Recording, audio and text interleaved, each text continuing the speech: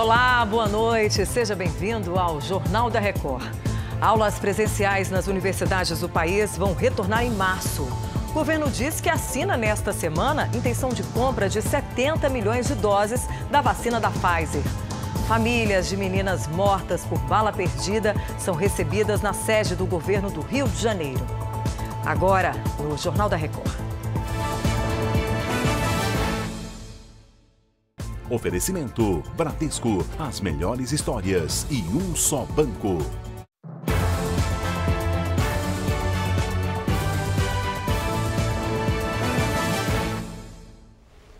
O Ministério da Educação definiu a data de volta às aulas presenciais nas universidades públicas e privadas. Por isso, vamos até Brasília com Matheus Escavazini. Oi, Matheus. Boa noite. Boa noite, Patrícia. De acordo com o MEC, o retorno das aulas presenciais nas universidades públicas e privadas deve acontecer no dia 1º de março. A medida foi publicada agora há pouco em uma edição extra do Diário Oficial. A portaria anterior, que determina o retorno das aulas em janeiro, não vai ser alterada, não vai ser revogada, mas sim alterada. Segundo o Ministério, a decisão foi tomada depois de uma reunião do ministro Milton Ribeiro com reitores de universidades na semana passada.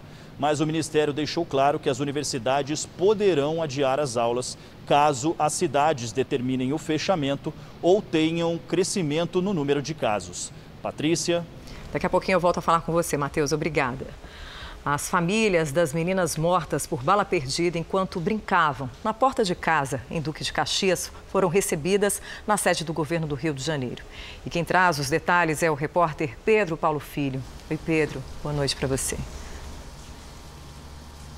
Oi, Patrícia. Boa noite para você, boa noite a todos. Olha, Cláudio Castro se reuniu nesta segunda-feira com as famílias das primas Emily e Rebeca dos Santos, de 4 e 7 anos. Representantes da Defensoria Pública e de movimentos sociais também participaram desse encontro. A Delegacia de Homicídios da Baixada Fluminense aguarda o resultado da perícia nas armas dos PMs que estavam no local para determinar de onde partiram os disparos. As famílias das crianças ainda vão prestar depoimento. E a Comissão de Direitos Humanos da Alerj informou que vai encaminhar esse caso para a ONU. Em um relatório que vai listar também os 12 registros de crianças mortas só esse ano aqui no Rio, durante tiroteio. Patrícia. Uma média de uma por mês, que tristeza, né, Pedro? Obrigada pelas suas informações. Em Belo Horizonte, 2020 já é o ano mais chuvoso desde 2009. E a expectativa para esta terça-feira é de mais um recorde. A Virgínia Nalon traz as informações da capital mineira. A previsão de mais chuva é preocupante, Virgínia. Boa noite. Oi, Patrícia, boa noite para você. É sim, viu? O alerta da Defesa Civil é de risco para a população. Até agora, 2020 é o terceiro ano mais chuvoso da média histórica da capital mineira. Para esta terça-feira, o Instituto Nacional de Meteorologia, o IMET, prevê chuvas intensas com ventos que podem chegar, acredite, até 100 km por hora. E a Defesa Civil do Estado pediu atenção aos moradores. O tempo por aqui só deve mudar no fim de semana, viu, Patrícia? Fica o alerta, né? Obrigada, Virgínia, pelas suas informações. O governo brasileiro avançou na negociação com a farmacêutica americana Pfizer para a compra da vacina contra a Covid-19. Vamos então voltar a Brasília com Matheus Escavazini, que tem as informações. Matheus. Patrícia, o governo brasileiro pretende comprar 70 milhões de doses da vacina, a primeira a ser aprovada no Reino Unido.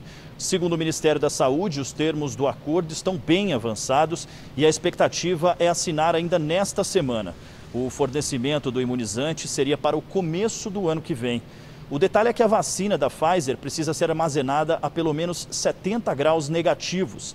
E esse tinha sido um dos pontos citados pelo próprio Ministério como fator que dificultava a compra. Mas a farmacêutica deu opções de transporte e armazenamento. Pelas redes sociais, o presidente Jair Bolsonaro disse que qualquer vacina que seja autorizada pela Anvisa vai ser oferecida de forma gratuita e não obrigatória para todos os brasileiros. Patrícia. Matheus, a Câmara também se movimenta para tentar garantir uma vacina para o Brasil, né? Exatamente, Patrícia. O deputado Rodrigo Maia, presidente da Câmara dos Deputados, disse que o Legislativo precisa definir um plano de vacinação. Ele disse que a definição deve ser feita com ou sem a participação do governo federal. Maia disse que já conversou com o presidente Jair Bolsonaro e reforçou a importância da participação do executivo, mas que a elaboração precisa ser rápida. Segundo ele, a questão precisa ter andamento de qualquer forma, já que também deve avançar no Supremo Tribunal Federal. O STF deve julgar na semana que vem se o governo precisa apresentar um plano de vacinação ou não em 30 dias. Patrícia? Bom descanso, Matheus. Obrigada. A última semana nos Estados Unidos foi a que mais teve mortes por Covid-19 desde abril. A correspondente Luciana Camargo tem os detalhes direto de Nova York. Foram 15 mil mortes por Covid-19 na semana encerrada em 6 de dezembro e 1.400.000 novos casos. As autoridades de saúde ainda alertaram que as piores semanas da pandemia no país ainda estão por vir em janeiro. Os hospitais de Nova York receberam ordens para abrir 25% a mais de leitos. E o governador Andrew Cuomo advertiu que vai interromper as refeições em restaurantes fechados se a taxa de internação não se estabilizar nos próximos 5 dias.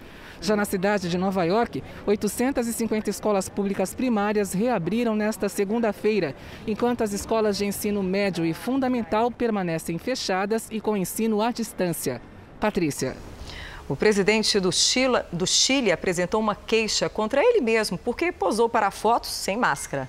Sebastião Pinheira fez uma autodenúncia, mas só depois de ser criticado nas redes sociais. O chefe do governo caminhou pela praia sem a proteção. O uso da máscara é obrigatório em locais públicos e a falta pode render multa de R$17 mil. Com a alta de casos na capital Santiago, a região vai entrar em quarentena aos fins de semana. Bom, o Japão anunciou um projeto para incentivar a natalidade no país com o emprego da inteligência artificial. E quem vai explicar para a gente essa história é a nossa correspondente na Ásia, a Silvia Kikuchi. Boa tarde para você aí em Tóquio, Silvia. Oi, Patrícia, boa noite para você e a todos que nos acompanham. Esse serviço vai usar a inteligência artificial para facilitar a formação de casais. Os bancos de dados vão procurar parceiros com grande afinidade, de acordo com as características de cada um. O serviço já era usado em algumas províncias do Japão e com bons resultados. Só que agora o governo vai bancar os custos porque quer aumentar a natalidade. O país registrou 865 mil nascimentos em 2019. Parece bastante, mas foi uma taxa de natalidade considerada muito baixa. O número de casamentos também vem caindo.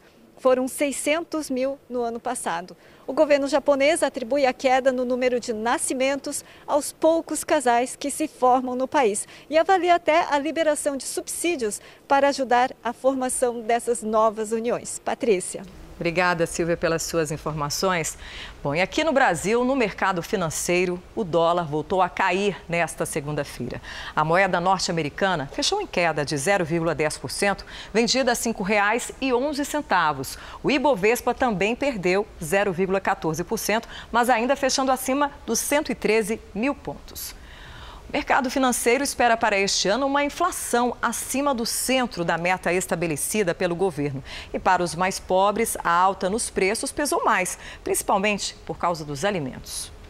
No interior de Goiás, este professor de capoeira deixou o botijão de lado e passou a cozinhar no fogão a lenha. O gás está muito alto, o preço do gás está muito caro, R$80. Não é qualquer um que está podendo comprar o gás. Na quinta-feira passada, a Petrobras anunciou um novo reajuste às distribuidoras.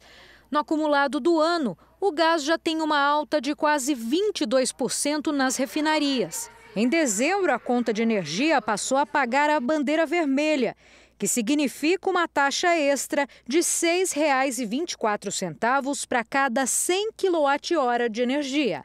Foi justamente a bandeira vermelha nas contas de luz que fez subir a previsão da inflação para este ano.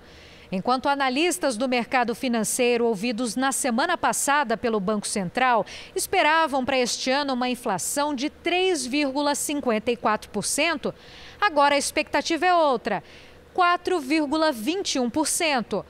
Com isso, a inflação ficou acima do centro da meta, que era de 4%. De acordo com o IPEA, no acumulado deste ano, enquanto a classe média e alta sentiram um impacto de pouco mais de 1% na inflação e viram cair os preços de passagens aéreas e transporte por aplicativo, as classes mais baixas tiveram que encarar uma inflação de 3,5%, puxada principalmente pelos preços de alimentos, como arroz, feijão, leite, óleo de soja e frango.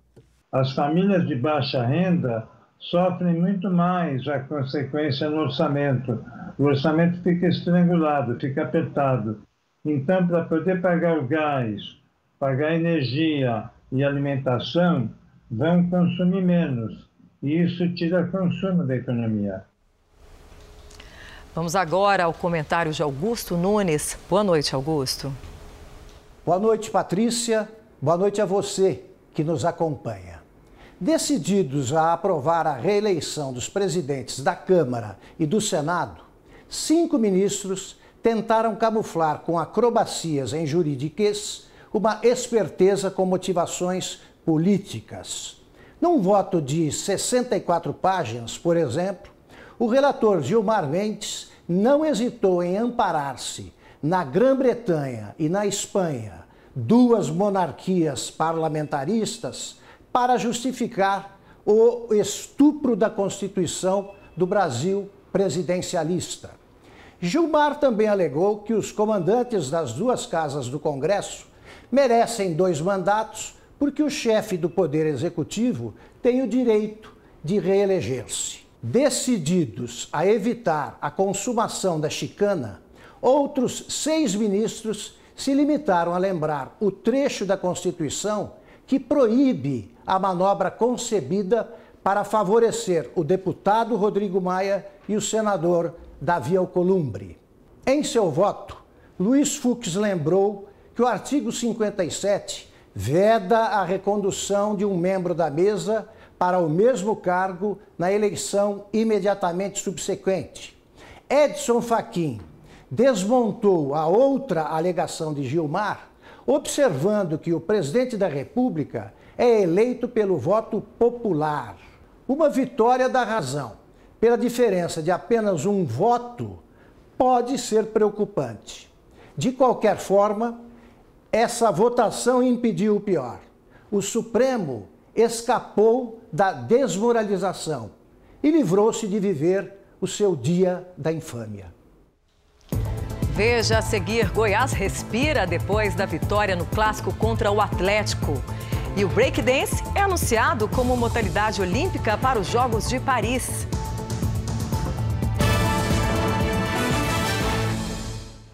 Futebol, um clássico do Centro-Oeste fechou a rodada do Campeonato Brasileiro. E o Lanterna Goiás levou a melhor sobre o rival Atlético.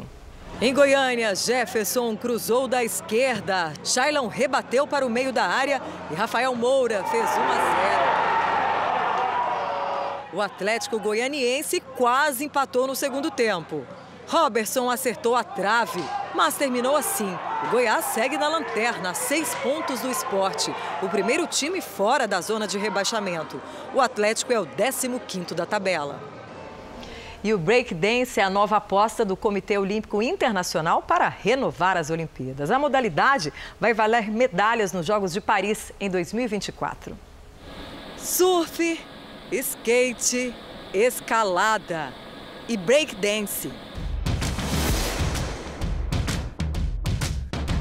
O presidente do COI, Thomas Bach, anunciou nesta segunda que os 4 esportes vão fazer parte do programa da Olimpíada de Paris em 2024.